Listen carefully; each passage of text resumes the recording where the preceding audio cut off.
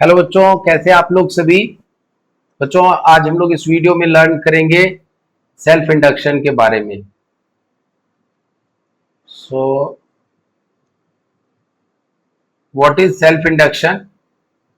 बच्चों, आपने सीखा है कि जब भी किसी भी कॉइल से करंट फ्लो होता है, चेंजिंग करंट फ्लो होता है, तो due to the changing current an EMF is induced in the coil and this phenomena is called as self induction. तो इसको नोट करते हैं हम लोग पहले, then you will get the idea.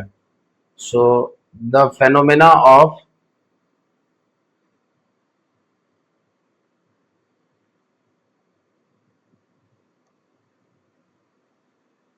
of production of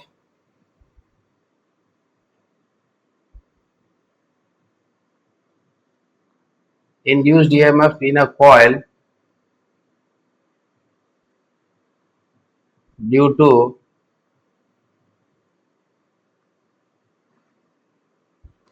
changing current links due to changing current flows through it।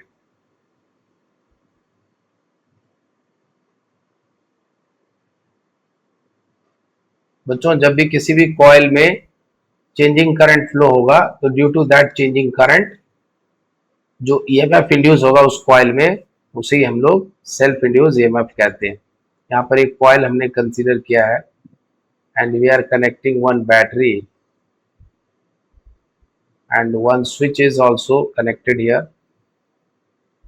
तो जैसे ही इस स्विच को क्लोज करेंगे, before closing the switch the current in the circuit was zero. But जैसे ही switch close करेंगे तो करंट जो है वो जीरो से आई वैल्यू के लिए चेंज होगा। So a changing current is going to link through the coil. इस कॉइल के थ्रू एक चेंजिंग करंट लिंक होगा and due to that changing current किसी भी इंस्टेंट ऑफ टाइम पर जो मैग्नेटिक फ्लक्स होगा linking through the coil, that will be proportional to current flowing through it, the changing current flowing through it. और यहाँ पे ये प्रोपोर्शनलिटी साइन को हटाएंगे and we add one constant called L. This L is called as self induction, self inductance. L is called self inductance और simply inductance।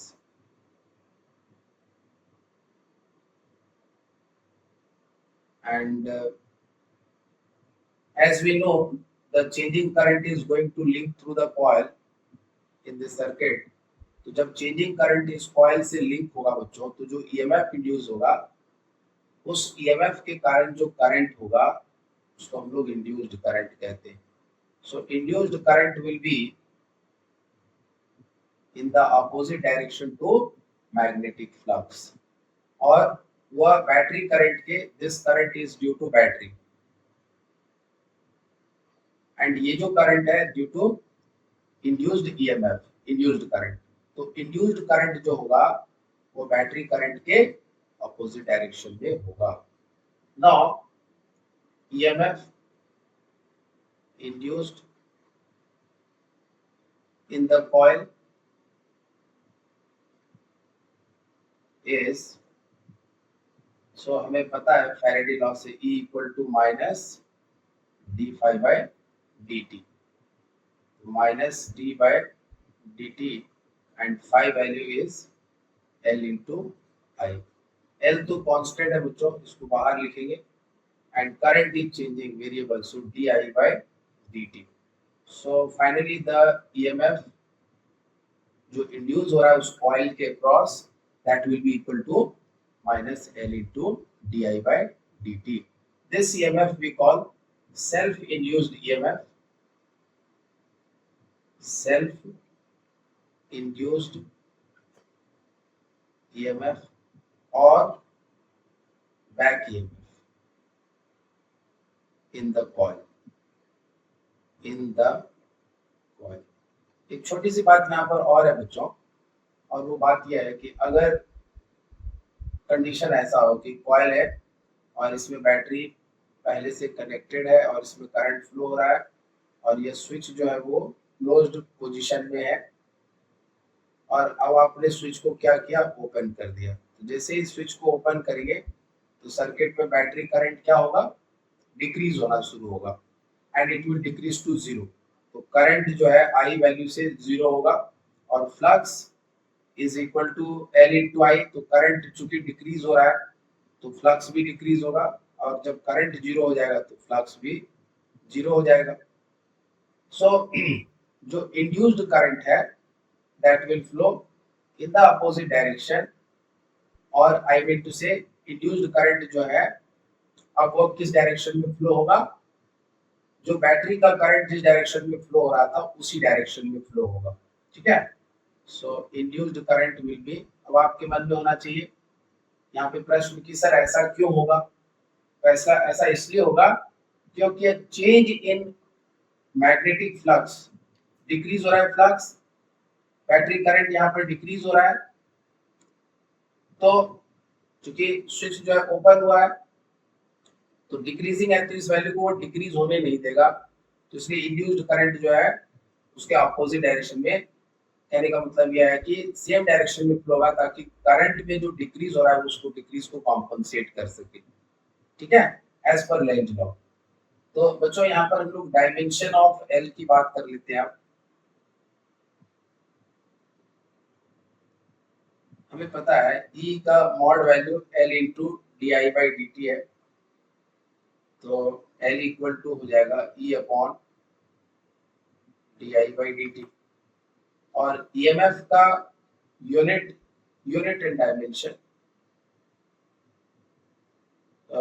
E का unit है volt, current का एम्पियर और टाइम का second. तो this will become volt second पर ampere और इसी को बोलते हैं बच्चों हेनरी। इसको अगर डिनोट करना है तो कैपिटल H से डिनोट करेंगे। सो एसआई यूनिट ऑफ H जो होता है, SI unit of L is Henry.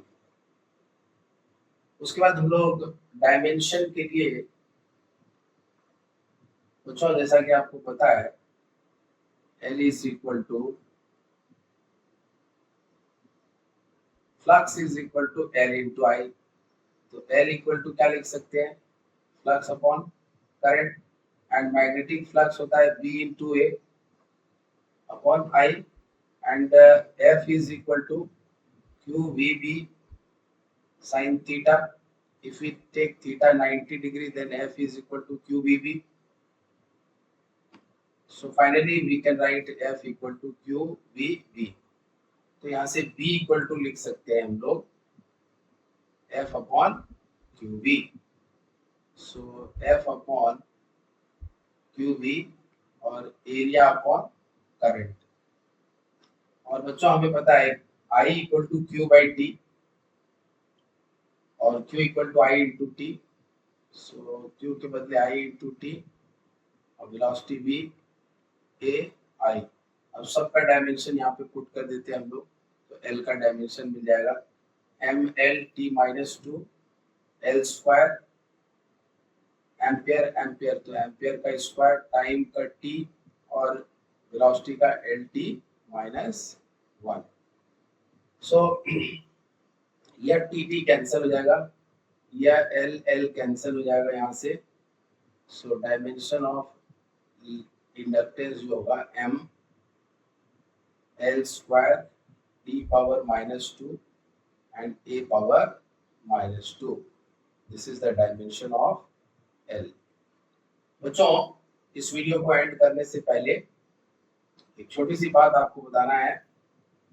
Self induction का जो बेसिक कॉन्सेप्ट था वो यही कि जब भी कोई भी कॉइल में चेंजिंग करंट लिंक होगा तो due to change in current changing flux होगा and due to changing flux there will be induced EMF that is minus L into di by dt as per Faraday law of electromagnetic induction। और इसी EMF को क्या कहते हैं, self induced EMF और back EMF। ठीक है। Self इसलिए बोलते हैं क्योंकि जो कॉइल का खुद का करंट है, चेंजिंग करंट है, उसी के वजह से ईएमएफ इंड्यूस हुआ है, तो इसीलिए इसे सेल्फ इंड्यूस्ड ईएमएफ कहते हैं। आई होप कि सभी बच्चे को समझ में आया। तो थैंक यू बच्चों।